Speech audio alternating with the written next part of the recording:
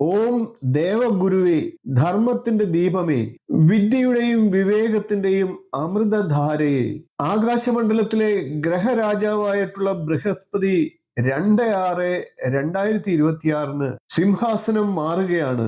മിഥുനത്തിന്റെ വേഗത വിട്ട് കർക്കിടകത്തിന്റെ കുളിർമയിലേക്ക്, കരുണയും ജ്ഞാനവും കൈകോർത്ത് നടക്കുന്ന പാതയിലേക്ക്. ഓം ബൃഹസ്പതയേ നമ. ഓം ദേവഗുരുവേ നമ. കാലത്തിന്റെ വേഗതയിൽ ഗ്രഹഗതി മാറുമ്പോൾ കനലുകൾ പോലും പൂക്കളായി മാറിയേക്കാം. അതിചാരം എന്നൊരു വിസ്മയ യാത്രയിൽ അറിവിൻ പൊരുൾ തേടി നമുക്ക് യാത്ര പോകാം. നമസ്കാരം. ഋഷിപ്രോക്തത്തിലെ ഇന്നത്തെ അറിവിന്റെ നിറകുടത്തിലേക്ക് ഏവർക്കും ഹൃദ്യമായ സ്വാഗതം. കാലചക്രത്തിൽ എല്ലാ ഗ്രഹങ്ങളും സഞ്ചരിക്കുന്നു. എന്നാൽ ഗുരു നീങ്ങുമ്പോൾ ജീവിത രേഖകൾ തന്നെ പുനർലിഖിതമാകുന്നു. 2026 ജൂൺ 2 ബൃഹസ്പതി മിഥുനത്തിന്റെ അസ്ഥിരവായുവിൽ നിന്ന് കർക്കിടകത്തിന്റെ സ്നേഹജലത്തിലേക്ക് അതിചാരത്തോടെ കടക്കുന്നു. ഇത് വെറും ഒരു രാശിമാറ്റമല്ല, അവസരങ്ങൾ വേഗത്തിൽ തുറക്കുന്ന ഒരു കാലഘട്ടമാണ്. ചിലർക്കിത് പുതിയ തുടക്കമാകും, ചിലർക്കിത് പരീക്ഷയാകും. എന്നാൽ ധർമ്മത്തിന്റെ വഴിയിൽ നിൽക്കുന്നവരെ ഗുരു കൈവെടിയുകയില്ല. ഇപ്പോൾ നമുക്ക് കന്നിക്കൂറുകാരുടെ വ്യാഴത്തിന്റെ രാശിമാറ്റവും അതിന്റെ ഫലങ്ങളും ഒന്ന് പരിശോധിക്കാം. ചെറിയ കാര്യങ്ങൾ വലിയ വഴിത്തിരിവാകും. ഗുരു പറയുന്നു, നീ ശ്രദ്ധാലുവാണ്. കന്നിക്കൂറിൽ വരുന്നത് ഉത്തരത്തിന്റെ 3/4 ഭാഗം, അത്തം ചിത്രയുടെ ആദ്യ പകുതി എന്നീ നക്ഷത്രങ്ങളാണ്. കന്നിക്കൂറുകാരെ സംബന്ധിച്ച് വ്യാഴം 4ഉം 7ഉം ഭാവാധിപനാണ്. 10ാം ഭാവത്തിൽ നിന്ന് 11ാം ഭാവത്തിലേക്കാണ് എത്തുന്നത്. 7ൽ ശനിയുണ്ട്. കണ്ടകശനി അനുഭവിച്ചു പോരുകയാണ്. ജൂൺ 2 മുതലുള്ള വ്യാഴത്തിന്റെ കർക്കിടക രാശിയിലേക്കുള്ള സഞ്ചാരം 10ാം ഭാവത്തിൽ നിന്ന് 11ാം ഭാവത്തിലേക്കുള്ള സഞ്ചാരമാണ്.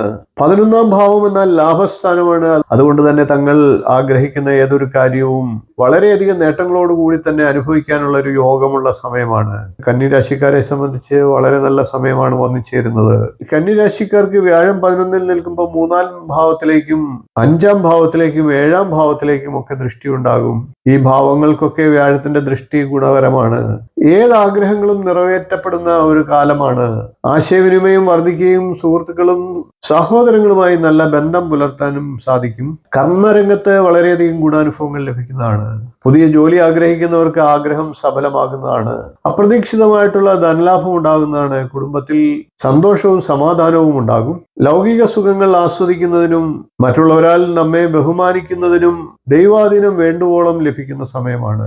സന്താനങ്ങൾക്ക് ഉയർച്ചകൾ ഉണ്ടാകുന്നത് വഴി സന്തോഷ അനുഭവങ്ങളും പങ്കിടാൻ സാധിക്കും. നിങ്ങളുടെ വാക്കുകൾക്ക് മറ്റുള്ളവർ വില കൽപ്പിക്കുകയും യശസ് വർദ്ധിപ്പിക്കാനും സാഹചര്യം ഉണ്ടാകും. അതേപോലെ തന്നെ പ്രശസ്തിയും ഉണ്ടാകുന്നതാണ്.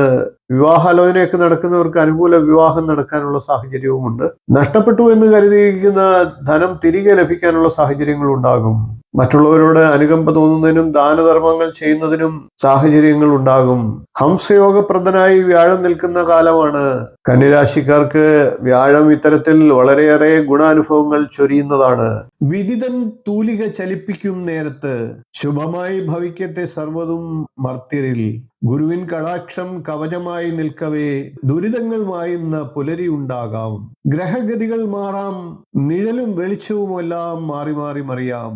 എന്നാൽ ശുഭചിന്തയും കർമ്മശുദ്ധിയും കൈമുതലാക്കിയാൽ ഏത് അതിചാരത്തെയും നമുക്ക് അതിജീവിക്കാനാകും. കർക്കിടകത്തിലെ ഈ ഗുരുപ്രഭാവം ഏവർക്കും ഐശ്വര്യവും സമാധാനവും ഉണ്ടാകട്ടെ എന്ന് പ്രാർത്ഥിക്കുന്നു.